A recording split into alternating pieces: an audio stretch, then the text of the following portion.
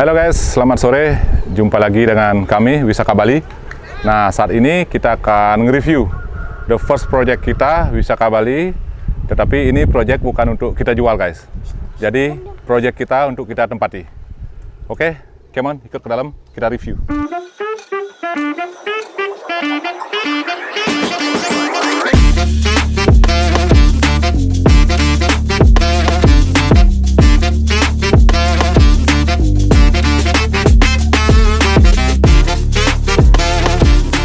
Dari depan untuk akses angkul-angkul, ini namanya angkul-angkul dari Bali. Nah, dia mempunyai konsep seperti Asteko Kasali namanya. Jadi ada aturan yang mengatur tentang pakem-pakem dan pembuatan dari angkul-angkul atau kori itu sendiri. Nah, di sini kita buat menggunakan batu alam. Nah, kenapa kita buat batu alam? Karena batu alam itu terkesan sangat kokoh. Dan daun pintu tetap natural, kita gunakan jati. Tapi jati kita pakai jati lokal, beda dengan yang di dalam. Oke guys, kita ke dalam.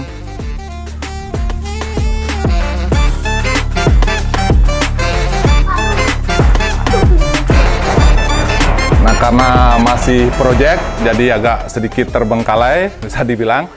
Nah, untuk depan kita menggunakan terakota. Jadi terakota ini made in asli dari teman kita di Pejaten. Untuk kontak personnya, mungkin ntar setelah kita review video, kita masukin kontak personnya.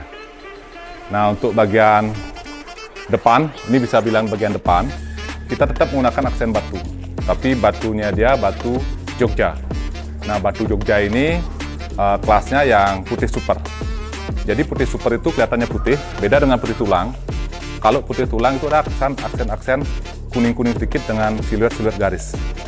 Nah, untuk garase kita di sebelah. Luas garasi kita kurang lebih hampir 25 meter persegi dengan lebar 5 meter. Dengan aksen kembali lagi ke menggunakan plafon dari kayu dengan kombinasi dari gypsum. Nah, sedikit juga di sini kita pakai ya ornamen-ornamen minimalis. Dia roster. Bahannya juga dari Jogja, para Jogja. Kita masuk ke dalam.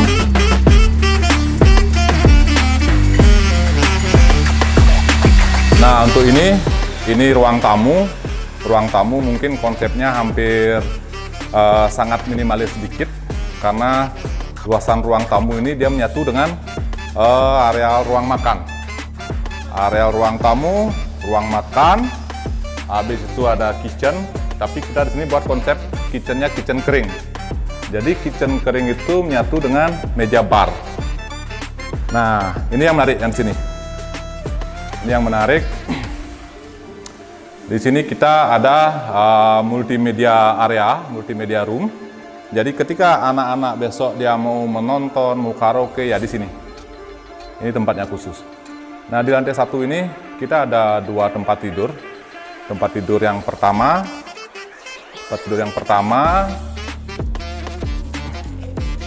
Nah, ini luasannya mungkin ya bisa dibilang agak sedikit lebih luas, karena dia lebarnya kurang lebih 3,5 meter dengan panjang dia 5 meter. Plus including dengan colokan-colokan.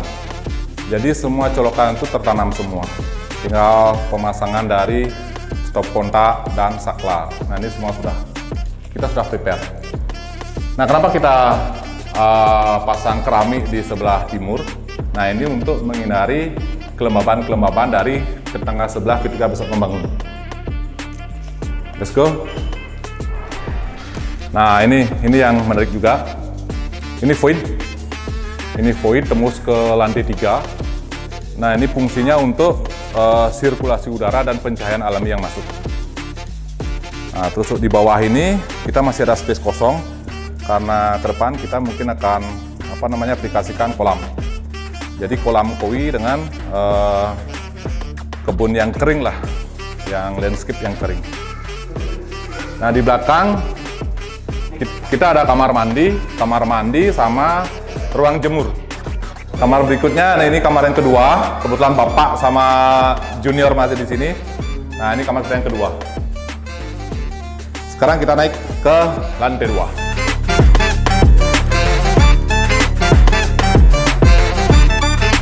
lantai 2. Itu ada tempat suci. Come on.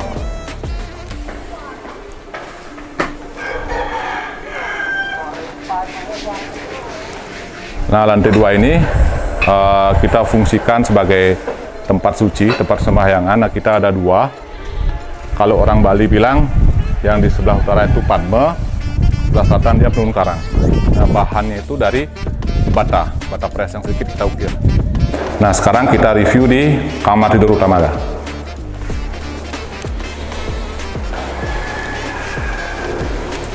Nah, kamar tidur utama ini dengan luas total kurang lebih 5 kali 10.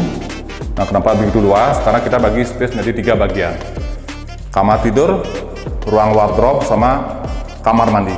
Jadi dalam satu kamar ini kita sudah bagi menjadi beberapa konsep, beberapa kamar. Silakan.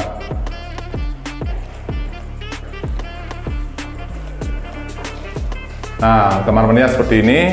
Ini belum dipasang ornamen-ornamennya belum, wastafel belum, water heater belum, shower belum. Jadi ini masih progres pengerjaan. Sama untuk lantainya kita menggunakan granit dari salah satu produk, dia nyambung lantai 1, lantai 2. Habis itu saklar. Nah, saklar ini sebenarnya kita perhatikan detail sekali supaya dia estetik. Nah, ini warnanya juga cantik, cakep, biar masuk ke dalam warna dari top coat dari cat kita. Yang di belakang ini yang paling keren, yang bisa kita bilang konsepnya. Ini besok ada TV, ini ada lubang. Nah, lubang ini masuk ke multimedia yang di bawah. Jadi kabel-kabel dari multimedia masuk ke TV itu tidak serembarawut. Nah, biasanya kita rumah-rumah kita yang tidak kita persiapkan lubang-lubang seperti ini. Jadi ketika pemasangan kabinet, kabel-kabel dari televisi ke multimedia pasti agak sedikit semeraut. Untuk AC sudah beres semua. Jadi kita next kamar berikutnya. Kamar anak mungkin sama. Jadi dia dimensinya 3,5 meter kali 5 meter, cukup besar bisa dibilang. Karena juga masih kosongan, jadi interior kita belum masuk, sedangkan saklar-saklar semua juga sudah masuk, instalasi sudah masuk semua. Nah, kalau dari void tadi, yang lantai 1 yang saya bilang tembus ke atas, ya seperti ini dia. Nah, kenapa kita menggunakan terakota lagi? Nah, seperti juga kita memperhatikan faktor ekonomisnya. Yang pertama dia ketahanan estetik, yang kedua tentunya dengan memperhatikan biaya pemasangan. Kalau kita pakai yang lain, kurang lebih batu Jogja, itu tinggal dikalikan aja. Dengan lebar kurang lebih 2,5 meter, tingginya hampir 7 meter, ya lumayan mahal. Jadi kita ganti dengan terakota, tentunya tidak mengurai estetiknya dia juga. Oke, kita naik ke lantai 3. Ada apa lantai 3? Gimana? Nah, lantai 3, di sini kita ada kantor. Nah, ini besok bakal menjadi kantor kita sendiri. Jadi segala macam bentuk listingan yang mentah kita akan olah di sini dengan teman-teman dari multimedia kita, termasuk apa itu peraturan-peraturan, tata ruang, dan desain-desain yang lain yang berhubungan dengan properti. Ini view-nya enak. Ketika jendela dibuka, view-nya keren sekali. Nah, yang di atas, yang top, bisa dibilang ini bakal jadi tempat yang favorit kita, favorit keluarga kita. Di sini terbuka, rooftop kita terbuka, kita ada pergola. Nah, pergola itu lumayan juga luasnya, kurang lebih 4 kali 5 dengan atap solar tap. Jadi malam itu pemandangan dari bintang tuh kelihatan sekali. Nah, sebelah sana itu Gunung Batu Karu. Karena masih mendung, jadi dia malu-malu, dia nggak kelihatan.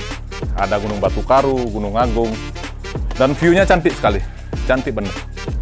Kita ke depan. Di depan, di pojok selatan, itu kalau nggak mendung, itu Belambangan, pantai Belambangan, kelihatan jelas sekali dia. Nah, jadi ketika sunset, cuaca cerah, itu seperti karpet emas, mengkilap banget. Depan view-nya keren sekali.